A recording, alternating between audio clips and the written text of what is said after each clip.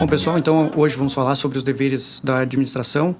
Esses deveres são importantíssimos para o sistema societário que temos hoje. São deveres fiduciários, né? A relação orgânica é uma relação baseada na confiança. Então a gente já viu nas aulas passadas que os administradores podem ser destituídos, né, a qualquer tempo, sem justa causa, justamente porque é uma relação baseada na confiança. E a gente, com o Burle Means, né, a gente vê que teve uma separação entre gestão e propriedade na macroempresa, e isso gerou algumas questões, né? Então, primeiro, a necessidade de tutela do acionista e da companhia, porque eles não estão mais próximos da gestão. Então, quem faz a gestão é a administração, né? É a diretoria, com a supervisão do conselho de administração. Mas gera esse conflito de agência, então, que tanto os acionistas querem maiores informações, né? Eliminar a simetria de informações com a gestão, quanto a companhia também, né, não quer que oportunidades e situações que seriam benéficas para a companhia acabam sendo transferidas para os administradores. Então, a gente poderia falar em dois níveis aqui que esses deveres se colocam, né? Num primeiro nível entre o administrador e a companhia, e num segundo nível entre o administrador e os acionistas, né? Mas aqui apenas de maneira indireta. Os deveres fiduciários são do administrador para com a companhia, né? A companhia que contrata os administradores, que por meio lá dos seus órgãos societários, por meio da Assembleia Geral e do Conselho de Administração, indica esses administradores e eles, então, aceitam ou não o cargo, né?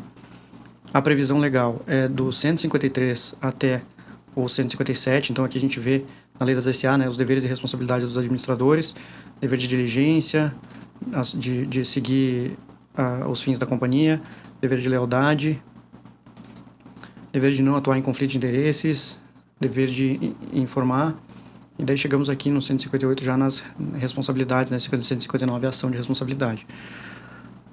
Falando então de deveres, é do 153 até o 157. E nós vamos ver que todos esses deveres, que eu vou mencionar aqui embaixo, né, eles são, na verdade, padrões de conduta, né, standards de conduta, mais ou menos copiado do modelo americano. São conceitos abertos, né, mais de base principiológica, porque não seria possível assim regular todas as possibilidades de ação da administração. Então, os administradores, esses deveres são bem abertos, né? Então, ser diligente, ser leal, e é isso que se busca, porque não daria para colocar isoladamente, né, ou prever todas as situações que os administradores passam nas companhias. Há até algumas hipóteses detalhadas, mas não se limitam a isso. E o objetivo, né, sempre como é um órgão social, é o alcance do fim da sociedade, né, a obtenção de lucro de uma maneira, obviamente, ética, mas conseguir lucro, inovação, avanço, circulação da economia, tudo isso que é o fim nuclear, né, o elemento nuclear do direito societário também. Passando aqui ao dever de diligência, né, o dever de diligência e o de lealdade são os dois principais da nossa legislação. Ele está regulado aqui no 153 da Lei das SA. A gente vê que está aqui o padrão, né, um padrão de conduta. O administrador da companhia deve empregar, no exercício de suas atribuições, o cuidado e a diligência que todo homem ativo e probo costuma empregar na administração de seus próprios negócios.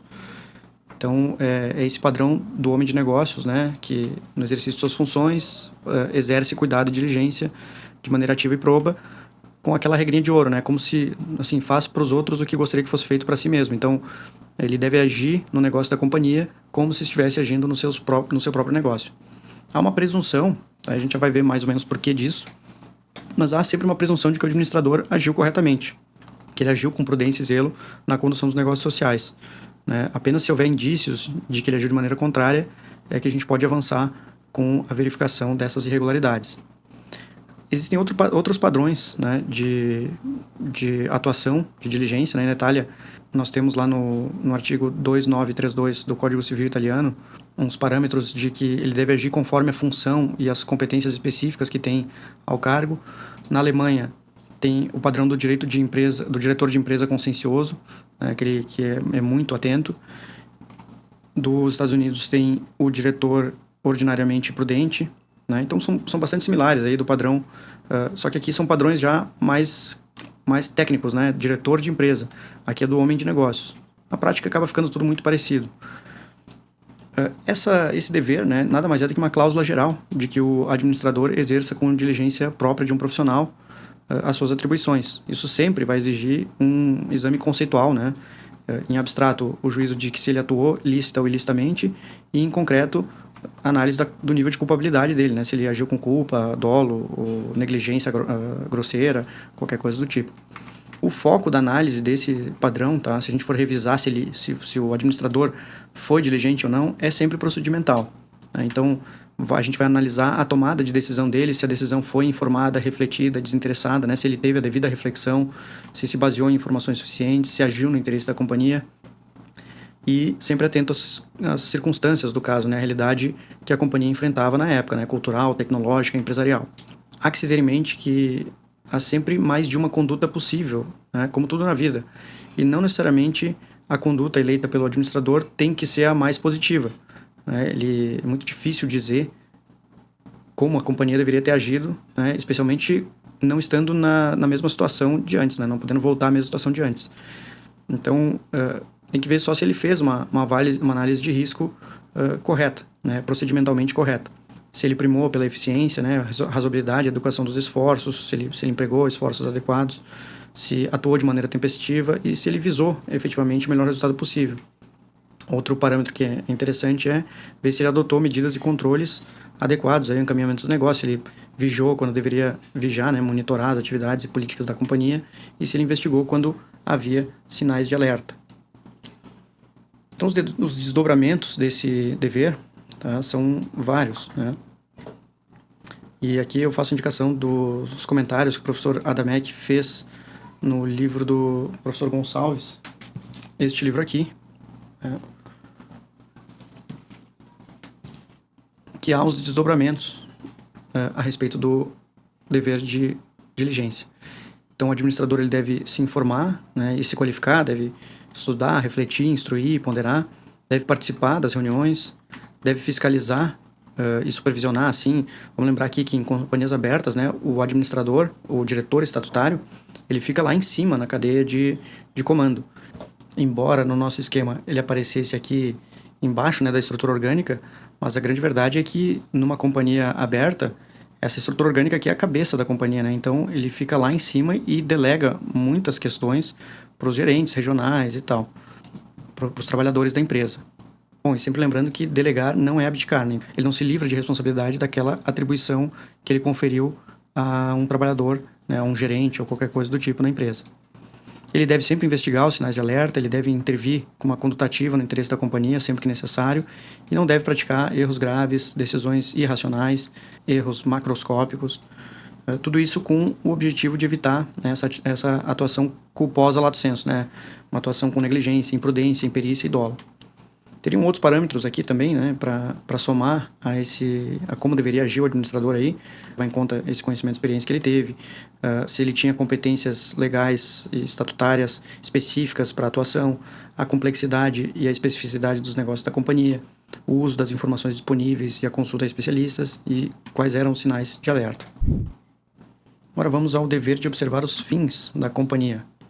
Fim social tem duplo sentido. Ele pode ser tanto o escopo meio, que é o objeto social, o professor Erasmo ensinava isso nas aulas para nós, com base na doutrina italiana, e o escopo fim, que é o lucro. Então, ele sempre vai ter essas duas diretrizes na cabeça. Claro que também não se quer o lucro a todo custo, né? Então, tem que ser um lucro ético, vamos chamar assim. E ele vai, então, prezar sempre pelo interesse da companhia, né, como uma manifestação concreta do fim comum, do interesse comum aí dos sócios, né, enquanto sócios. E aqui até é interessante perguntar se limitaria isso, né, se a gente não poderia ter uma visão mais institucionalista também e considerar outras posições como stakeholders, né, outras pessoas afetadas pela empresa. Mas ele vai ter esse dever de exercer as atribuições de maneira independente e nunca ser um simples marionete dos sócios. É isso que diz ali o parágrafo 1º do 154, nós já vamos ver ele, mas o 154 vai dizer mais ou menos que ele deve lograr os fins deve sempre atuar conforme os fins e o interesse da companhia, analisando ainda o bem comum e a função social da empresa, congregar os interesses dos acionistas, dos empregados, da comunidade e não apenas o lucro.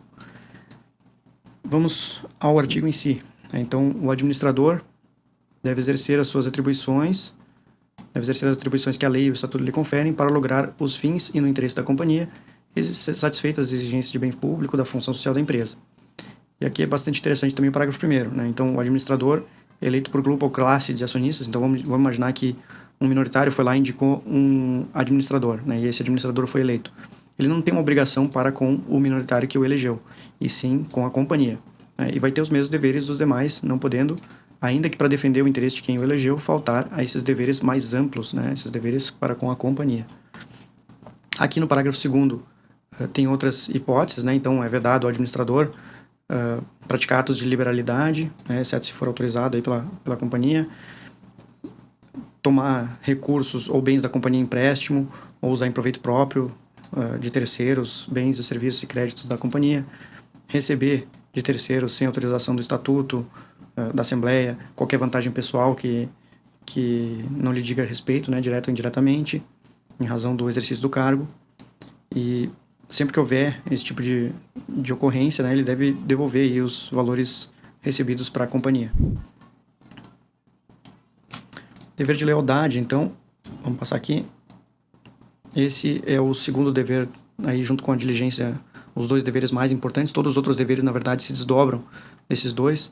Lealdade, enfim, até difícil de descrever, né, em palavras assim exatas, mas é agir com honestidade, integridade, sempre atuar com fidelidade no exercício do cargo, no melhor interesse da sociedade, priorizar os interesses da sociedade, não os interesses do administrador ou de algum grupo que o elegeu, evitar situações de conflito de interesse. Nós vamos ver depois, tem inclusive esse desdobramento está um dever próprio.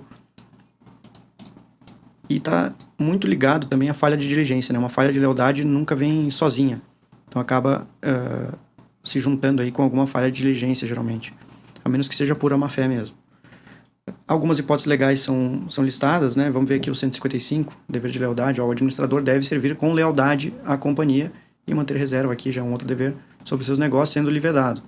E daí aqui vão estar as hipóteses legais que nunca se limitam, né? Essas hipóteses legais são padrões de conduta, mas não usar em benefício próprio ou de terceiros oportunidades de negócio, não se omitir na proteção dos direitos da companhia ou deixar de aproveitar a oportunidade de negócio para favorecimento pessoal ou de terceiros, não adquirir para revender com lucro bens ou direitos de interesse da sociedade, e as consequências também vão estar reguladas aí, né, que é justamente a responsabilização pelos danos, indenização dos prejudicados e devolução dos benefícios indevidos. Dever de sigilo, né? Então, quando a gente leu ali o 155, a gente viu que também tinha um dever de manter reserva sobre os negócios. Então, ele, em primeiro lugar, né, é uma decorrência do dever de lealdade. Muitas vezes os administradores têm acesso a informações privilegiadas da empresa e eles têm que manter essa reserva, né, dita aí de modo genérico, sobre os assuntos sociais. Isso significa que eles devem guardar sigilo sobre informações relevantes obtidas em razão do cargo e não pode utilizar essas informações em benefício próprio de terceiro. Então, alguns exemplos, né, negociação de ações com base em informações não divulgadas. Isso aqui que vai dar origem ao insider trading. Divulgação seletiva de informações a determinados investidores. Então, isso aqui é muito arriscado e tem toda essa lógica do insider trading, que é basicamente negociar com informações privilegiadas, né? Então, é o uso indevido de informação privilegiada. Isso aqui está dentro desse dever de manter sigilo. Aí vai ter responsabilização em várias esferas, não apenas societária, mas penal, civil e administrativa. A administrativa tem diversos procedimentos administrativos na CVM, punindo, né, a atuação com o insider. Os tipos de informação, a gente poderia, para tentar chegar nessa informação confidencial, né, a pública, né, que essas são divulgadas ao mercado, né, análises econômicas, balanços, produtos e serviços, marketing, informações institucionais. As internas, que são práticas internas da companhia, não afetam a decisão de investimento. E as confidenciais, essas aqui sim são importantes, porque não foram divulgadas ao público, né. A configuração do insider trading geralmente envolve uma informação, né, uma informação que seja relevante, que não tenha sido divulgada ao mercado. Tem que ter havido a utilização dessa informação pelo agente, né, então acesso à informação, o uso efetivo dela e a negociação em nome próprio de terceiros de ações ou debêntures da companhia ou outros valores mobiliários. E, por fim, uma vantagem indevida para si ou para terceiro, né? Tendo esses elementos, nós vamos configurar aí o ato de insider trading. Essa contrapartida ao tratamento do insider trading é o tratamento do ato ou fato relevante. Então, a gente viu que aqui um dos problemas é a não divulgação no mercado. E como é que divulga, né? A gente vai divulgar por meio do fato ou ato relevante. Então, qualquer decisão, ato ou fato de caráter político, administrativo, técnico, negocial ou econômico, financeiro, relacionado aos negócios da companhia, e aqui está o núcleo, né, que possa influir de um modo ponderável no valor das ações, na decisão dos investidores de comprar e vender ou manter essas ações, na decisão dos investidores de exercer quaisquer direitos relacionados a essas ações. Tudo isso gera aí uma necessidade de divulgação dessa informação, aí, desse ato ou fato que seja relevante aos negócios sociais. Bom, e importante também notar que os administradores e os controladores são insiders primários. Então, há uma presunção relativa, né? Então, iuris tantum, de que eles tiveram acesso e uso das informações privilegiadas. Então, eles devem provar, aí como matéria de defesa, de que eles não tiveram conhecimento ou que a sua atuação não decorreu da informação privilegiada. Certo? Então, sobre o dever de sigilo, era isso.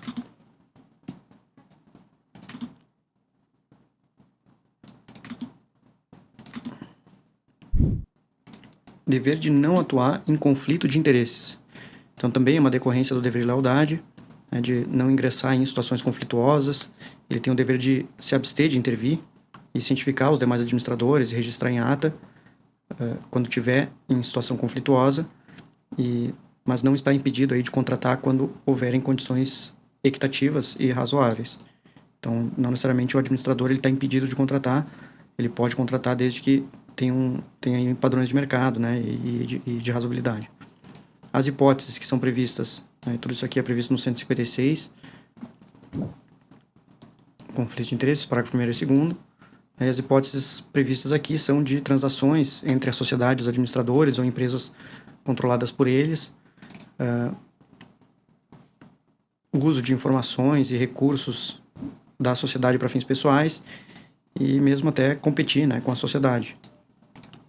Existem alguns procedimentos para mitigar essa atuação em conflito, por exemplo, uma divulgação completa e transparente da situação, a abstenção de participar na deliberação, busca da aprovação dos sócios ou do conselho de administração, conforme aplicável, né? E a aprovação por comitês de conselheiros independentes que possam analisar aí essa situação de conflito. Consequência da atuação conflitada é que o negócio jurídico é anulável, né? Conflito material, e que ele teria que transferir as vantagens que tivesse oferido para a companhia, o famoso disgorgement. Dever de informar, né? Então, 157 da lei. Tem a função de mitigar a assimetria informacional, possibilitando a tomada de decisão aí pelos acionistas. Ele tem por contraposição o direito do acionista, né, de se informar e fiscalizar a gestão. É um direito essencial lá previsto no artigo 109. Ele ocorre na Assembleia, né, seja ela ordinária ou extraordinária. Na Assembleia Geral Ordinária, ele vai explicar lá o relatório de administração, as demonstrações financeiras, como é que foi o ano social. Os pedidos, tem que responder a pedidos de esclarecimento, se forem feitos, né, no curso da Assembleia. E na Assembleia Geral Extraordinária, esse dever de informar se materializa aí na disponibilização de documentos relevantes. A posição acionária, ele também tem que revelar, né, tanto na declaração dos termos de posse, na Assembleia Geral, e em outros documentos aí para companhias abertas, nós vamos ver agora. Então, companhias abertas têm um disclosure, né, uma necessidade de apresentação de informações transparentes muito maior do que numa companhia fechada, justamente porque aqui a gente está lidando com o mercado investidor. Então, as informações elas servem para formar o preço, né? E isso influencia, obviamente, a tomada de decisão dos investidores, se vai comprar, vender ou mesmo ficar com os papéis, né? Com os valores imobiliários da empresa. E aqui se aplica, né, no mercado o princípio da full disclosure, ou seja, que a informação passada tenha que ser atual, completa, transparente, precisa e clara. Então, por muito tempo, às vezes ia fazer e até hoje, de certo modo, é assim.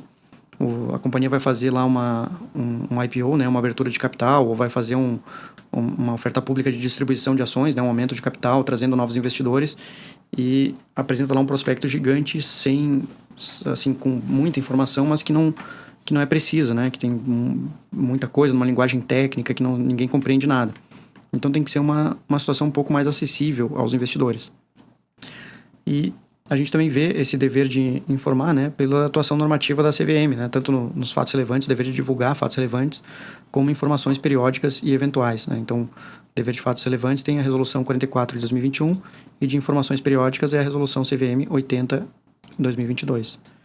As consequências pela violação desse dever é a responsabilidade civil por divulgação inadequada, né? Ou seja, incompleta, imprecisa ou tardia, e a omissão de informações relevantes. Também tem outras sanções administrativas e penais. Bom, e as consequências de uma maneira geral, tá? Nossa, aqui abriu um leque muito grande. Então, a gente vai ter tanto infração dos deveres fiduciários, né? Como responsabilidade civil, e nós vamos ver logo em seguida como é que funciona essa responsabilidade, sanções administrativas e penais e responsabilização também penais de órgãos. Volta e meia, isso é uma possibilidade. Não vou entrar aqui nesses detalhes, mas essa consequência nós vamos ver numa aula futura, que é a que mais nos interessa. Bom, então aqui, para resumir, né, existe uma relação de agência entre a companhia e os administradores. Dessa relação de agência, né, em que o administrador é o agente, ele que tem a posse, vamos dizer assim, da gestão, a companhia ali, seus acionistas indiretamente, né, ficam na posição de principal, né, enquanto o administrador na posição de agente. Daqui emerge um conflito de agência, né, porque como o acionista não está conseguindo verificar o dia a dia da empresa, o administrador que tem que transferir informações, né, e agir sempre no interesse da companhia para obter melhores resultados para a companhia e indiretamente para os seus acionistas. Desse conflito emergem vários custos, né? Então, o custo de vinculação, primeiro o custo de contratar esses administradores, né? O custo de fornecer incentivos para esses administradores atuarem em prol da companhia, o custo de monitoramento também dos administradores, vamos pensar no conselho fiscal, num comitê de auditoria, uma auditoria independente, no próprio conselho de administração, na função de supervisão, e um custo residual que é incalculável, assim, né? Que, como não é o próprio acionista atuando, nunca vai haver um alinhamento completo de interesses entre o administrador e a companhia. Mas essa relação também é uma relação orgânica, né? Uma relação baseada na confiança fiduciária, fidúcia, né? Confiança, e, portanto, o administrador tem vários padrões de conduta que ele tem que seguir, que são esses deveres fiduciários, né? Ser diligente, ser leal, seguir os fins da companhia, não atuar em conflito de interesses, manter sigilo e se informar. Ok? Então, acho que por hoje era isso. Conseguimos dar um panorama geral aí dos deveres fiduciários, né, dos administradores, lembrando que os dois principais são o dever de diligência e o dever de lealdade. Bom, então era isso. Até a próxima. Um abraço. Isn't it strange, oh, it's funny. Working for years, have no money.